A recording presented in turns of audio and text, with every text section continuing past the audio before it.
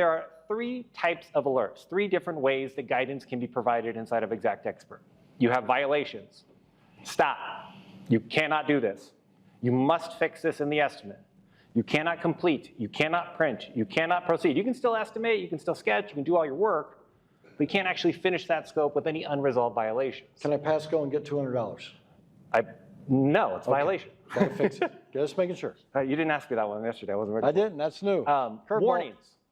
How many of you have hit complete in Xactimate and the old inspection engine flow comes up?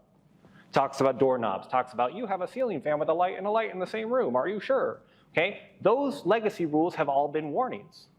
Why? Because you can either follow the guidance of the alert and address the thing in your scope, or you can bypass it.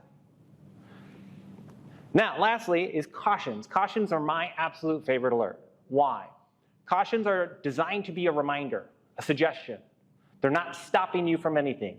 You don't have to click on them. You don't have to bypass them. You do not have to resolve them. You can still complete and print and do all the work. It just provides you a way to present a message to someone when they're doing something in the scope. Are we on the same page so far? We've got violations, must fix. Warnings, fix or bypass and explain why. And cautions, hey, don't forget about this important information.